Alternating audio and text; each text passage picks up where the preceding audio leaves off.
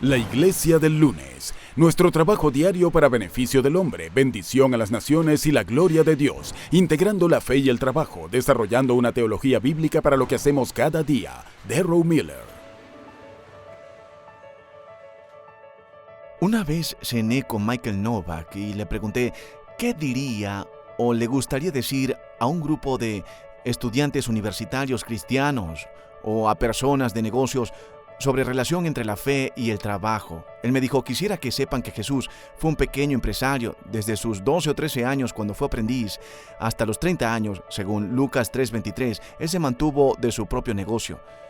Fueron entre unos 18 a 20 años en los que él fue artesano, empresario y posiblemente hasta capataz de equipos que realizaban proyectos.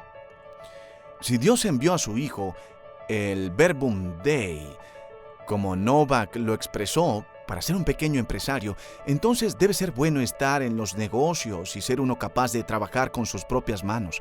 Esto expande la idea del trabajo de una manera que no tiene paralelismos en otras cosmovisiones y perspectivas del mundo.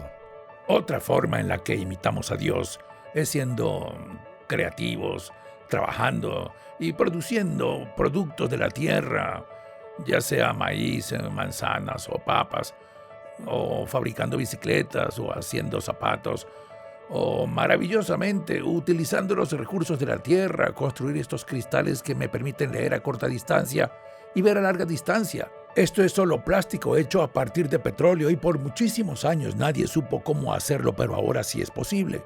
Del mismo modo podemos hablar de aviones modernos, computadoras y teléfonos. Todas estas cosas que Dios le permitió a la raza humana desarrollar, la sabiduría para descubrirlas y crearlas.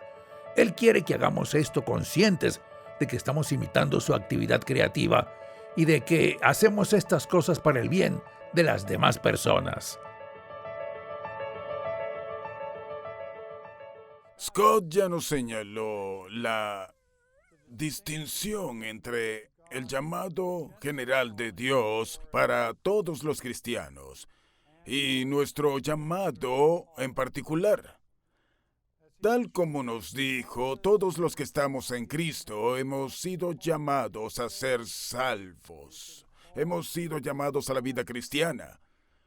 Pero más allá de eso, todos tenemos un llamado secundario. Este llamado secundario es a nuestra vocación.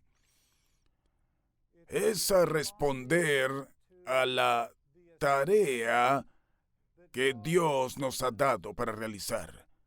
En una ocasión anterior de esta serie hablé sobre Pablo en el camino a Damasco y cómo ese fue el momento de su salvación. Pero él también lo describe como el punto en que Dios le da su encargo. Dios tenía algo para que Pablo llevase a cabo. Dios nos ha creado a cada uno de nosotros de una forma hermosa y maravillosa y nos hizo con un propósito. Debemos descubrir primeramente cuál es esa asignación y después necesitamos empezar a pensar bíblicamente sobre ella. Yo solía trabajar en construcción de edificios. Mucha gente se pregunta, bueno, ¿para qué misión fui creado? Yo uso una ilustración de cuando trabajé en la construcción que me ha ayudado a entender para qué fui creado. Si usted fuese a la construcción un lunes por la mañana y su capataz le diera un cinturón de herramientas que tiene un martillo, una palanca, clavos, cinta métrica y un nivel, vería esas herramientas y diría, oh, hoy trabajaré en carpintería. Si va a trabajar y le dieran un cinturón de herramientas conteniendo alicates, cortacables y soldadura, usted diría, hoy haré trabajo de electricidad. En esta sesión, no vamos a ayudarle a descubrir cuál es su llamado, Pero por lo general usted puede descubrirlo al analizar las características con las que Dios lo creó. ¿Cuáles son las herramientas que Él puso en su cinturón? Una vez que descubra cuál es su llamado secundario, necesitará empezar a pensar bíblicamente para prepararse para su vocación como cristiano. La mayoría de nosotros no pensamos en estos términos. La mayoría de nosotros crecimos y fuimos educados en un sistema educativo secular y por ello pensamos en base a un conocimiento secular. Y cuando venimos a nuestro trabajo, ya sea como cineasta, abogado, enfermero o educador, tal vez venimos con un corazón nacido de nuevo, pero también venimos con una mente secular.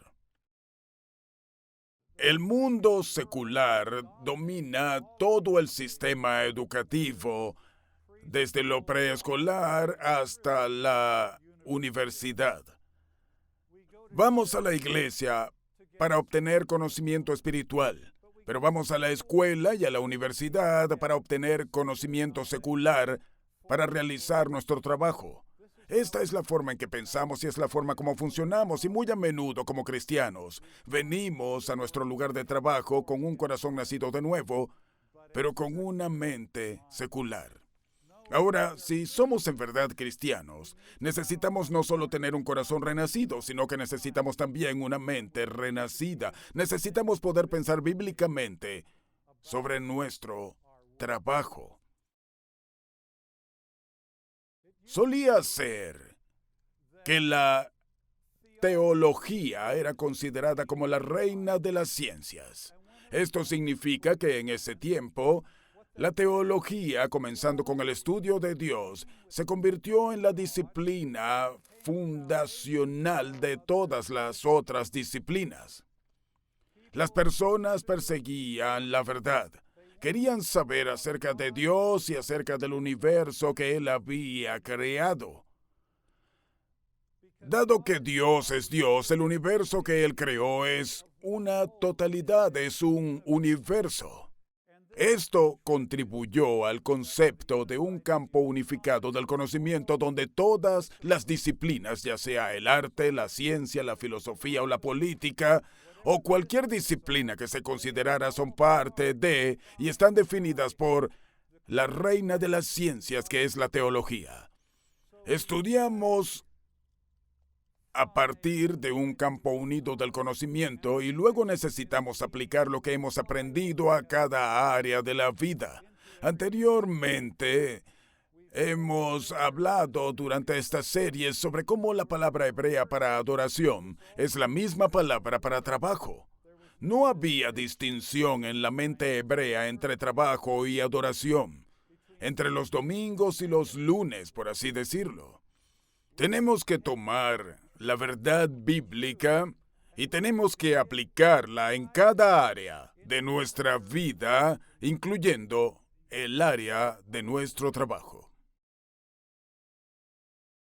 Efesios 4:11 al 13 dice esto: Y Él dio a algunos el ser apóstoles, a otros profetas, a otros evangelistas, a otros pastores y maestros. ¿Cuál fue el propósito del Espíritu Santo al dar estos dones?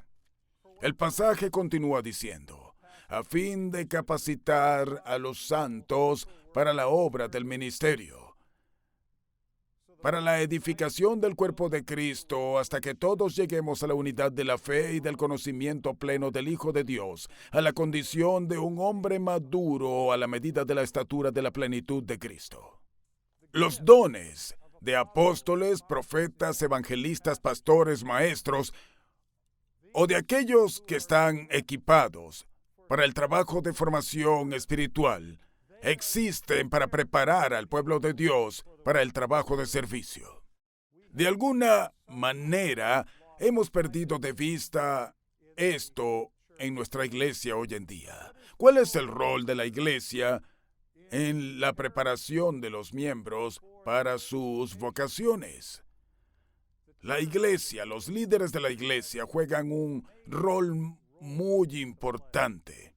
Sin embargo, debido al gnosticismo evangélico, como hemos hablado a lo largo de esta serie, en lugar de equipar a los santos para ser promotores del reino, para llevar el reino de Dios a su lugar de trabajo, muy a menudo el liderazgo de la iglesia quiere enfocarlos en el ministerio de la iglesia, en sus programas, y les pide a los miembros prepararse para apoyar los programas y ministerios de la iglesia local. Equipan a voluntarios para servir en los programas de la iglesia local, en lugar de equiparlos para su trabajo como promotores del reino en sus lugares de trabajo. Muy a menudo la iglesia está enfocada internamente en sí misma y en sus propios programas, en vez de enfocarse hacia afuera, en extender el reino de Dios en la comunidad y la nación a través de los lugares de trabajo de los miembros y en la plaza pública. Al hacer esto, las iglesias están reforzando la dicotomía antibíblica de lo sagrado secular. Ellos dicen que trabajar en la iglesia es más importante que trabajar fuera de ella. Hace un año estuve en Perú dando una conferencia sobre vida, vocación y trabajo para un grupo de 450 estudiantes peruanos. Eran todos jóvenes de entre 18 hasta 30 o 32 años. Todos eran jóvenes profesionales o estudiantes universitarios. No puedo decirle cuántos de ellos vinieron a mí diciendo, Darrow, estoy muy frustrado. Yo decía, bueno, ¿y qué es lo que te tiene frustrado? Ellos me decían, quiero servir a Dios. Y yo les respondía, bueno, ¿por qué no puedes servir a Dios? A lo que ellos me respondían, debido a que tengo que ir a la universidad o porque tengo un trabajo. Para ellos, el único lugar donde podían servir a Dios era en la iglesia. Esta era la vieja mentalidad. El domingo es más importante que el lunes. El edificio de la iglesia y los programas que se desarrollan allí son más importantes que lo que sucede en la universidad o en el trabajo. No, debemos recuperar el rol esencial y estratégico de la iglesia. La iglesia existe para equipar a sus miembros para el avance del reino de Dios a través de sus trabajos. Los pastores necesitan enseñar a visualizar, a equipar y a comisionar al pueblo de Dios para extender el reino de Dios a través de sus vidas y de su trabajo. No en forma separada, como lo que hemos mencionado acerca de los misioneros. No, tiene que ser en sus vidas y trabajos, no por medio de hacer cosas exclusivamente espirituales, sino a través de sus vidas y trabajos. Para hacer esto, necesitamos empezar a pensar en términos de la teología bíblica de nuestro trabajo. Hace unos años estuve en una iglesia en Kona, en Hawái, llamada la Comunidad de la Roca Firme, y el pastor de la iglesia dio un sermón que nunca voy a olvidar por su contenido. Durante el sermón, él le preguntó a la congregación por qué estamos aquí esta mañana. Luego dijo, estamos aquí porque este es el medio tiempo. Él veía a la iglesia como un equipo deportivo. Se veía a sí mismo como el entrenador del equipo. El entretiempo es donde los entrenadores trabajan con sus equipos y los preparan para volver al campo de juego. Los pastores, los maestros de nuestras congregaciones, no tienen como objetivo principal llevar a cabo programas en la iglesia, sino el ser entrenadores, para preparar a su gente para lo que sea que suceda el lunes, martes, miércoles, jueves, viernes y sábado en el lugar de trabajo. Prepararlos para que piensen y actúen como cristianos en el lugar de trabajo. Conozco otro pastor en California, donde todos los años realizan un curso sobre la teología bíblica de los negocios. Al final del año, los hombres y mujeres de negocios que pasaron a través del curso son comisionados para entrar en el mercado laboral. Esta comisión es tan importante y sagrada como la comisión para un trabajo espiritual o religioso en el extranjero. George Grant, en su poderoso libro The Changing of the Guard, ha dicho esto: la iglesia tiene que formar al pueblo de Dios para trabajar en el ministerio. Si nuestra nación va a tener pastores realmente bien preparados, la iglesia tiene que adiestrar a los jóvenes para el ministerio del evangelio. Si nuestra nación va a tener maestros realmente bien preparados, entonces la iglesia debe preparar a los padres y a las madres jóvenes para el ministerio de la educación de niños. Si nuestra nación va a tener artesanos, artistas, músicos, filósofos, médicos, obreros, abogados, científicos y comerciantes bien preparados, entonces la iglesia debe capacitarlos para el ministerio de transformación cultural. Por supuesto, si la nación debe tener jueces debidamente preparados, entonces la iglesia debe entrenarlos para el ministerio del involucramiento cultural y político. El foco de los pastores de la iglesia es equipar a los santos para salir hacia la comunidad y hacia el mundo los lunes y funcionar como representantes de Cristo y de su reino en sus lugares de trabajo. En una ocasión, hace unos años, estaba en el Japón compartiendo estas cosas y una joven se me acercó y me dijo: Darrow, muchas gracias por lo que ha compartido. He sido cristiana por muchos años y nunca escuché a un pastor compartir lo que usted ha compartido. Luego me contó su historia. Ella era cristiana, estaba en la universidad estudiando planeamiento urbano. Y un día, mientras hacía su devocional, leyó un pasaje de las Escrituras y vio que Dios estaba construyendo una ciudad. Ella dijo: bueno, si Dios está construyendo una ciudad, Él debe tener interés en las ciudades. Dijo: durante los siguientes 4 años en la universidad leí la Biblia desde Génesis hasta Apocalipsis. Tomé un cuaderno y allí, cada vez que encontraba un pasaje sobre ciudades, anotaba la cita, el punto principal del texto y mis reflexiones sobre qué es lo que Dios tenía que decir acerca de las ciudades. ¿Qué hace que una ciudad sea buena? ¿Qué hace que una ciudad sea mala? ¿Cuáles son los atributos de una ciudad que producen el florecimiento de la humanidad? Ella tenía la Biblia en una mano y sus libros de texto en la otra. Ella no estaba solo yendo a la universidad y diciendo sí a todo lo que oía de sus profesores. Ella estaba empezando a comparar lo que escuchaba en la universidad con la perspectiva de la cosmovisión bíblica. Ella empezaba a desarrollar una teología para el urbanismo. Nosotros pensamos: ¡oh, qué idea tan interesante! Si pensamos de esa forma, es debido a que nunca hemos pensado sobre la importancia que tiene esta tarea. Su experiencia no debería ser excepcional, debería ser lo normal. Así es como los cristianos deberíamos estar pensando. Deberíamos estar estudiando la Biblia, no solo para cosas espirituales, sino que deberíamos estudiarla para obtener principios teológicos relacionados a nuestra vocación. La Iglesia del Lunes, nuestro trabajo diario para beneficio del hombre, bendición a las naciones y la gloria de Dios.